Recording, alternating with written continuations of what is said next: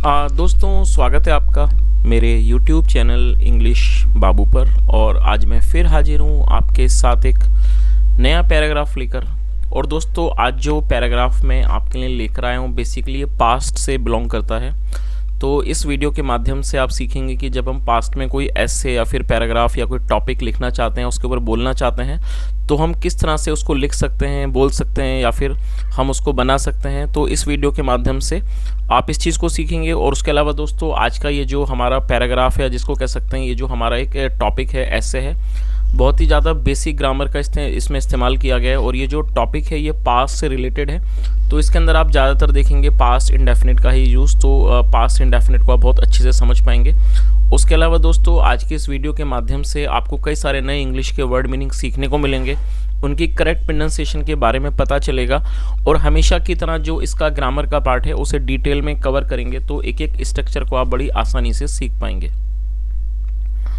तो चलिए दोस्तों, आज के इस वीडियो को हम शुरू करते हैं। और सबसे पहले कहाँ इसका टाइटल देखते हैं। ऐसे का टाइटल है आ रेलवे जर्नी। क्या मतलब हुआ? रेलवे मतलब कि रेल की यात्रा, या कह सकते हैं एक रेल यात्रा। जर्नी मतलब यात्रा। तो दोस्तों, ये आज के इस पैराग्राफ का, या जिसे कह सकते हैं ऐसे का टाइटल है, शीर्षक है। और अब मैं इसे पढ़ना शुरू करता हूँ। आपसे रिक्वेस्ट है आप इसे बिल्कुल ध्यान से सुने।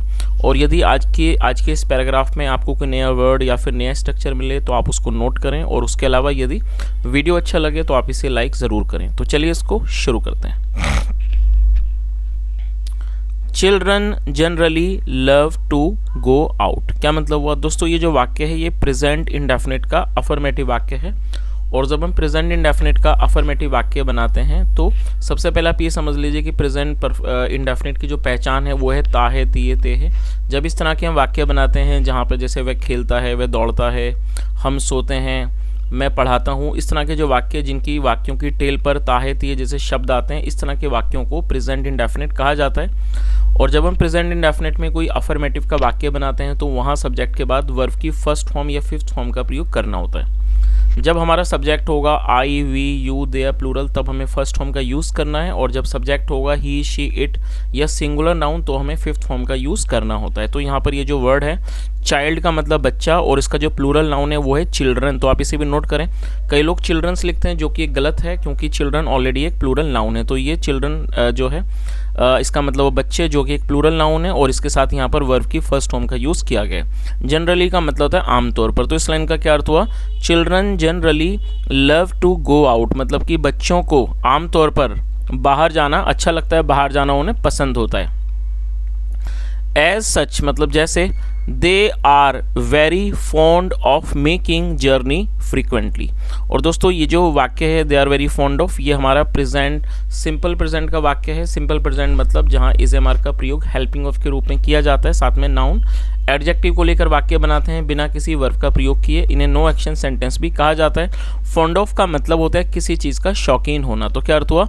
एज जैसे कि they are very fond of मतलब वो बहुत शौकीन होते हैं, ऑफ मेकिंग जर्नी फ्रीक्वेंटली मतलब वो फ्रीक्वेंटली मतलब लगातार बराबर जर्नी करने की, यात्रा करने का कि वो शौकीन होते हैं।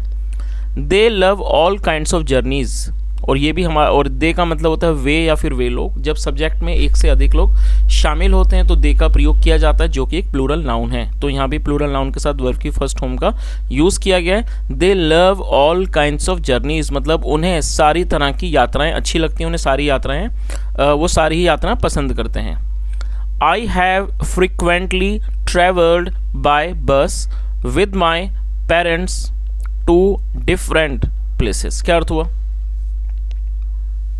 दोस्तों? फ्रीक्वेंटली का मतलब होता है किसी चीज़ को बार बार किया जाने को फ्रीक्वेंटली कहा जाता है, और ये एडवर्ब है। और इस वाक्य में हैव के साथ थर्ड फॉर्म का यूज़ किया गया। ट्रैवल का मतलब यात्रा करना, थर्ड फॉर्म ट्रैवल्ड। तो ये हमारा प्रेजेंट परफेक्ट का वाक्य है। प्रेजेंट परफेक्ट मतलब वर्तमान में किसी क्रिया का पूरा होना, पाए जाना। जैसे लिया है, चुका है, गया है वगैरह जो वाक्य हैं वो प्रेजेंट परफेक्ट के ही वाक्य हैं, जहाँ पर हैव या हैज़ या हैव का प्रयोग हेल्पिंग ऑफ के रूप में किया जाता है। तो क्या अर्थ हुआ? I have frequently travelled by bus मतलब मैंने ज़्यादातर अधिकतर बस से सफ़र किया है। विद माई पेरेंट्स अपने माता पिता के साथ, टू डिफरेंट प्लेसेस अलग अलग स्थानों पर। हाउएवर मतलब कि हालांकि, लास्ट संडे मतलब पिछले रविवार, I had a memorable journey bye rail. और ये दोस्तों ये जो वाक्य है ये पास्ट का पजेसिव वाक्य है जहां पर हैड का प्रयोग हेल्पिंग वर्ब के रूप में किया जाता है। तो क्या अर्थ हुआ, हालांकि, हाउएवर, लास्ट संडे, पिछले रविवार, I had a memorable journey bye rail मतलब मेरी एक यादगार रेल की यात्रा हुई। मेमोरेबल मतलब यादगार या कह सकते हैं इसको स्मरणीय। चलिए आगे देखिए। We reached the station at about 10 AM। Reach का मतलब होता है पहुंचना, सेकंड फॉर्म में रीच्ड, और ये पास्ट इंडेफिनिट का अफर्मेटिव वाक्य है। वी रीच द स्टेशन, हम स्टेशन पहुंच गए। एट अबाउट 10 AM, करीब सुबह 10 बजे। एम का मतलब सुबह के 10 बजे को एम कहा जाता है। और दोस्तों एम की फुल फॉर्म होती है एंट मेरिडियन और पीएम की होती है पोस्ट मेरिडियन। और कमेंट में ज़रूर बताएं कि आप में से कितने लोग ये फुल फॉर्म जानते थे। तो क्या अर्थ हुआ, we reach the station at about 10 AM मतलब हम सुबह 10 बजे करीब स्टेशन पहुंच गए। The train was to start at 10:15 AM। और दोस्तों ये जो यहाँ वॉज टू का यूज़ किया गया, वॉज टू का प्रयोग इस तरह के वाक्यों में किया जाता है जहाँ वाक्य की टेल पर ना था, नी थी जैसे शब्द आते हैं। और ये जो वाक्य है ये पास्ट फोर्स्ड एक्शन सेंटेंस कहलाता है। तो क्या अर्थ हुआ, the train was to start at 10:15 AM मतलब कि ट्रेन को, रेल को 10:15 बजे 10:15 पर स्टार्ट होना था, उसे 10:15 पर चालू होना था, शुरू होना था। My father bought tickets. और दोस्तों बाय का अर्थ होता है खरीदना, सेकंड फॉर्म में बॉट, आप नोट कर लीजिए, BOUGHT। और ये भी पास्ट का अफर्मेटिव वाक्य है जहाँ सेकंड फॉर्म लगाई गई है। माई फादर बॉट टिकट्स, मेरे पिता ने टिकट खरीदे। फॉर मदर, माँ के लिए। एंड मी, एंड मेरे लिए। Me also for himself, me as also for himself, और अपने आप के लिए मतलब अपने लिए भी। चलिए आगे देखिए।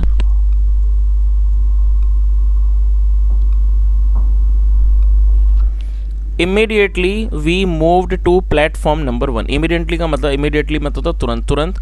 We move to platform number 1, हम मूव मतलब चले जाना, हम प्लेटफॉर्म नंबर 1 पर चले गए। Where the train was to arrive. और अराइव का मतलब आना होता है, और शॉर्टली मतलब जल्दी। Where the train was to arrive shortly, जहाँ पर ट्रेन जल्दी, जहाँ पर ट्रेन को जल्दी ही आना था। We had not been there on the platform for more than a minute और 2 व्हेन द ट्रेन अराइव। दोस्तों यहाँ हैड बीन का यूज़ किया गया, ये हमारा पास्ट परफेक्ट का वाक्य है। पास्ट परफेक्ट मतलब पास्ट में किसी क्रिया का पूरा होना। जब हम इस तरह के वाक्य बनाएंगे तो वहाँ पर हैड के साथ वर्ब की थर्ड फॉर्म या फिर हैड बीन का यूज़ किया जाता है। तो क्या अर्थ हुआ, we had not been there on the platform for more than a minute और 2 व्हेन द ट्रेन अराइव्ड। क्या अर्थ हुआ कि हमें प्लेटफॉर्म पर 1 या 2 मिनट से अधिक नहीं हुए थे कि ट्रेन आ गई। द ट्रेन अराइव्ड मतलब ट्रेन आ गई। वी एट वंस, वंस मतलब तुरंत। We at once boarded it. और दोस्तों बोर्ड का मतलब ट्रेन में सवार होना, चढ़ना, सेकंड बोर्डेड।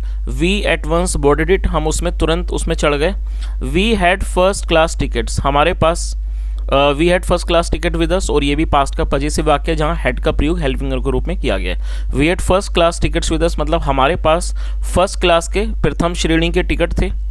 सो इसलिए वी फाउंड नो डिफ़िकल्टी, इसलिए हमें कोई भी डिफ़िकल्टी मतलब कठिनाई हमें नहीं आई, कठिनाई हमें मतलब हमने नहीं देखी in boarding the train, train को पकड़ने में। चलिए आगे देखिए।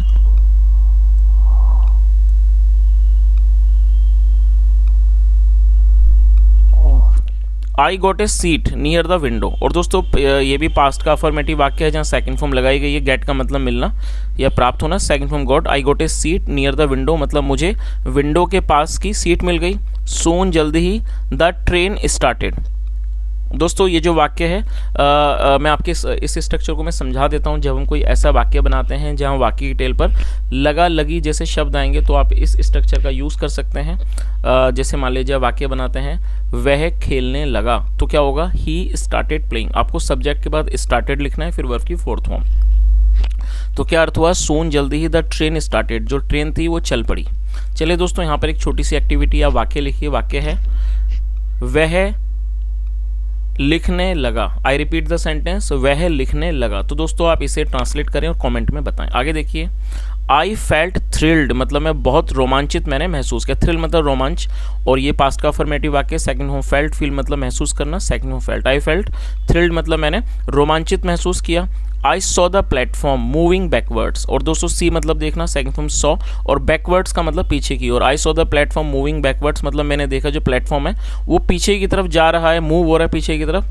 एट फर्स्ट मतलब कि शुरू में द ट्रेन वॉज स्लो, जो ट्रेन थी वो स्लो थी मतलब धीमी थी, बट सून लेकिन जल्दी ही इट गैदर्ड स्पीड, गैदर का मतलब इकट्ठा कर लेना, second gather, it gathered speed मतलब जल्दी ही उसने स्पीड को, गति को उसने पकड़ लिया।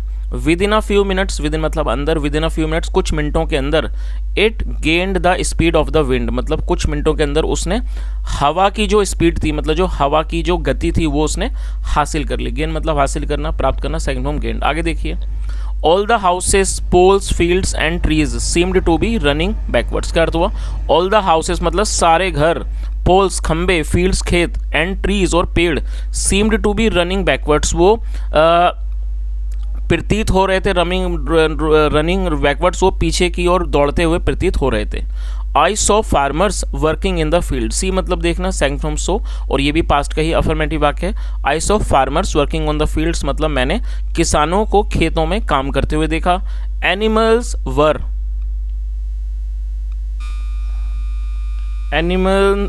वर ऑल्सो ग्रेजिंग देयर। दोस्तों ग्रेज का मतलब है चरना, तो आप इस वर्ब को यदि नहीं जानते हैं तो आप नोट कर लीजिए, GRAZ। ग्रेज का मतलब होता है जो पशु चरते हैं घास वगैरह, उसे ग्रेज कहा जाता है। तो क्या अर्थ हुआ? Animals were also grazing there मतलब जो पशु थे वो भी वहाँ पर चर रहे थे। Some women were picking up weeds from the field. क्या अर्थ हुआ? और दोस्तों आप इस वर्ड को नोट कर लीजिए, खरपतवार जो होती है उसे वीड कहा जाता है। खरपतवार का मतलब जो खेतों में इस तरह के जो छोटे मोटे जंगली पौधे होते हैं जो फसल को नुकसान पहुंचाते हैं, जो कि अनावश्यक रूप से बढ़ जाते हैं, उनको हिंदी में खरपतवार कहते हैं। जो लोग हिंदी पढ़ने वाले विद्यार्थी हैं वो शायद उन्होंने इस शब्द को जरूर सुना होगा, और इसे ही इंग्लिश में वीड कहा जाता है। तो क्या अर्थ हुआ? Some women were picking up weeds from the fields मतलब कुछ जो महिलाएं थीं वो जो खरपतवार है वो उठा रही थी फ्रॉम द फील्ड्स खेतों से। It was an express train, ये जो, और दोस्तों ये सिंपल पास्ट का वाक्य है जहाँ पर वॉज का प्रयोग हेल्पिंग वर्ब के रूप में किया गया। It was an express train मतलब ये एक एक्सप्रेस ट्रेन थी, सो इसलिए it did not halt at small stations. दोस्तों ये जो वाक्य है ये पास्ट इंडेफिनिट का नेगेटिव वाक्य है। पास्ट इंडेफिनिट में जब आप कोई नेगेटिव वाक्य बनाएंगे तो वहाँ सब्जेक्ट के बाद डिड नॉट का यूज़ किया जाता है और साथ में फर्स्ट फॉर्म लगाई जाती है। हाल्ट का मतलब होता है रुकना, ठहरना, और यहाँ देखिए इट का यूज़ जो है वो एक प्रोनाउन के रूप में किया गया है।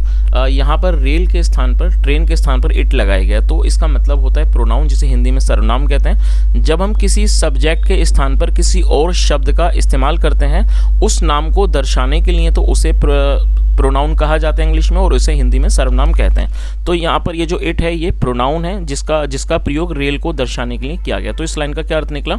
It was an express train मतलब ये एक एक्सप्रेस ट्रेन थी, सो इसलिए it did not halt at small station, इसलिए ये छोटे स्टेशनों पर नहीं रुकी।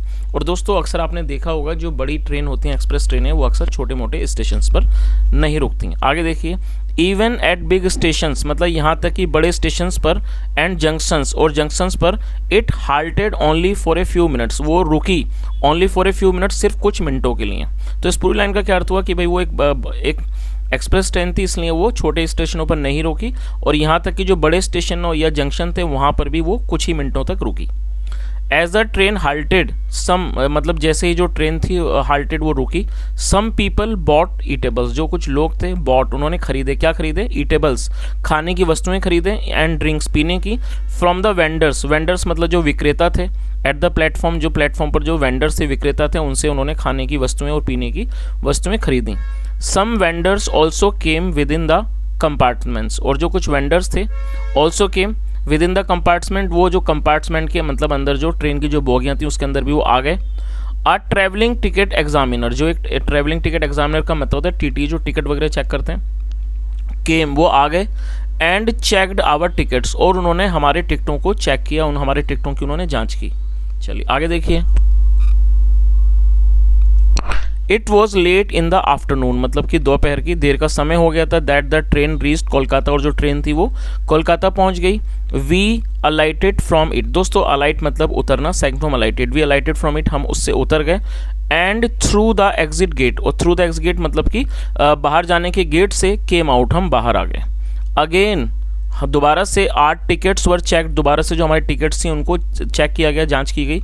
Now at the gate, gate पर, we left for our uncle's house. Uncle के बाद एपेस्ट्रोफी मतलब काकी के। तो जब हम किसी नाम या व्यक्ति का साथ को जोड़ते हैं तो एपेस्ट्रोफी एस का यूज़ किया जाता है। तो क्या अर्थ हुआ? और दोस्तों लीव का मतलब निकलना, रवाना होना, सेकंड फॉर्म लेफ्ट। तो क्या अर्थ हुआ? We left for our uncle's house मतलब हम अपने अंकल के घर के लिए निकल पड़े। Where we had to go, जहाँ हमें जाना था। तो दोस्तों ये आज का एक छोटा सा टॉपिक था रेलवे की जर्नी के बारे में। और मैं सच बताऊं, टॉपिक करते टाइम मुझे भी अपनी जो बचपन की एक ट्रेन की यात्रा थी वो याद आ रही थी, जब मैं अपने पेरेंट्स के साथ गया था। और जो ट्रेन की जो यात्रा होती हैं वो हमेशा ही रोमांचकारी होती हैं। लेकिन यदि हम बच्चों के बारे में बात करें तो बच्चों के लिए तो इस तरह की जो यात्राएं होती हैं वो बहुत ही ज़्यादा रोमांचकारी होती हैं, क्योंकि जब हम लोग बड़े हो जाते हैं तो शायद बचपन की जो छोटी छोटी चीज़ें होती हैं वो हम भूल जाते हैं। लेकिन शायद हम जो बचपन में जिन चीज़ों को हम इंजॉय करते थे, आनंद लेते थे, उन चीज़ों का मज़ा बड़े होकर शायद नहीं लेते। लेकिन अगर हम अपने बचपन के दिनों के बारे में सोचें तो हमें याद आएगा कि हम कितनी छोटी छोटी चीज़ों का आनंद लेते थे और छोटी छोटी चीज़ों में हमें बड़ा अच्छा लगता था। तो दोस्तों इस पैराग्राफ के माध्यम से आज मुझे भी एक छोटा सा अपना एक मेमोरेबल जो मेरी ट्रेन की यात्रा थी वो याद आई। और ट्रेन की यात्रा वाकई में बहुत ज़्यादा मज़ेदार होती है। जब ट्रेन चलती है तो बहुत सारी चीज़ें पीछे छूटती हुई दिखती हैं जिसमें बहुत ज़्यादा मज़ा आता है। तो दोस्तों ये आज का एक छोटा सा टॉपिक था। यदि वीडियो अच्छा लगा हो तो लाइक करें, शेयर करें, चैनल को ज़रूर सब्सक्राइब करें और कुछ सुझाव हो तो कमेंट में बताएं। सुनने के लिए thank you so much. Have a nice day and bye.